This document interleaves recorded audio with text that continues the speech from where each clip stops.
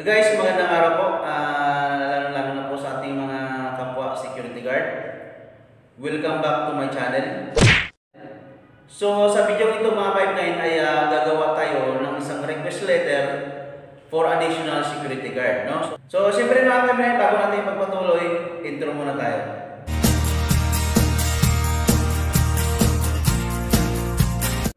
As per request po ito mga 5-9, siyempre ng ating subscriber, and of course, isa rin nating 5-9 na si Sir Arnold Amelia.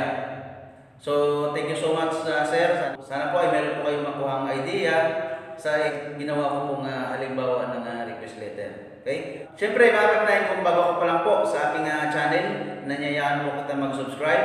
And of course, huwag nyo rin po kalimutan na i-hit ang notification bell para updated po kayo sa mga video na susunod po natin i-upload. Yan. So maraming salamat po mga 5-9. Usually mga 5-9 ito ay hindi ginagawa ng OIC, SIC or head guardman. No? Kasi ito ay usapin between the agency and the clients or sa management na pinapasukan natin. So kumbaga wala tayong karapatan makipag-negotiate from clients to agency. No? Sila po ang mag-uusap kasi siyempre ibibid pa po yan. Magkakaroon pa ng bidding. Of course, regarding sa contract rates for additional security guard. So, dapat sila ang gagawa ng request letter or proposal letter unless mga 5-9 kung nare-request lang natin is reliever lang. No? Good for 1 day or 2 days or 3 days, no? Reliever lang. So, kahit na hindi na gumawa ng request letter or proposal letter ang clients pupunta sa ating agency. Kahit tayo na mismo ang mag-direct through telephone call sa ating agency, pwede rin tayo gumawa ng request letter natin para humingi ng reliever. No? So, yun lang yung part natin. Pero pag sinabi natin additional na permanent talaga na security guard, additional manpower, so dapat po yun is manggagaling ang request or proposal letter sa clients papunta sa ating agency. So, yun nga lang minsan mga 5-9 ay mayroong mga clients na talagang meron silang tiwala sa mga security officer or sa mga security guard natin. So, minsan dinadaanan nila sa mga officer, minsan sasabihin nila, oh, kailangan natin magdagdag ng tao, so sabihin nyo sa agency nyo. So, minsan gano'n, no?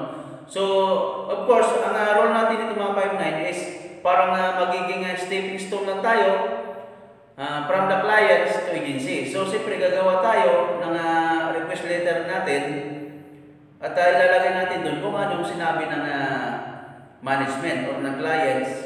And of course, with attachment po no, ng request letter din or proposal letter ng clients natin papunta sa agency. Para maging official yung paghingi nila ng additional na manpower. Siyempre, kailangan talaga natin yan ng black and white, no? So yun mga 5-9. So gumawa po ako ng halimbawa, no? Ng isang request letter for additional security guard, no? So yun mga 5-9, nandito yung ginawa kong request letter, no? For additional security guard, no? Or additional manpower, okay? So siyempre, parang magawa rin tayo ng report, no? Of course, sa taas, ilagay natin yung pangalan ng ating agency. Then yung ating pwesto. And of course, yung address. Okay? So, sa baba, no? Lagyan natin yung date, for, true, then subject. Okay? So, sa date, mga 5-9, lagay natin siyempre kung kailan tayo gumawa ng request letter. Okay? Then, sa for, of course, i-address natin yung report natin sa ating operation manager, no? So, papunta sa ating agency. So, dapat naka-for sa kanya, no? Yan. So, halimbawa yan, for. So, halimbawa yan, Mr. Dimakulangan Igar, Operations Manager. Okay? Then sa true mga 5-9, of course, ay idadaan natin yung report natin dun sa, kumbaga, halimbawa yan na Building Security Manager, no? Or sa mismong manager ng ating kumpanya na pinapasukan or mga residents man yan, no? Or anong sa ating pwesto, kung sino yung pinaka-head doon na nag-request for additional security guard, no? So, yun natin ituturo sa kanya yung ating request. Siyempre, no? Then, ayan na, halimbawa, true, Mr. Dinatuto Abner, Building Security Manager. Yun. So, no? Yan. So, sa subject, of course, ilagay natin is request letter. Okay? Then, sa baba, ilagay natin lagyan natin dyan ng sa baba, no? Lagay natin yung additional manpower, no? Ibig sabihin na yan ang gusto mong ipahiwatig sa inyong request letter. Kumbaga yan ang nilalaman ng yung request letter. Okay? So additional manpower, kumbaga additional ng tao, no? Okay? So of course, dahil naka-address naman na sa ating pupunta sa ating operations manager, so automatic lalagay natin yan, sir. Okay? So halimbawa lang itong mga 5-9 na scenario, no? At paalala ko ulit mga 5-9, itong mga ganito ay siyempre ginagawa lamang ito ng mga head guard, security officer, or palagay natin is mga SIC, no?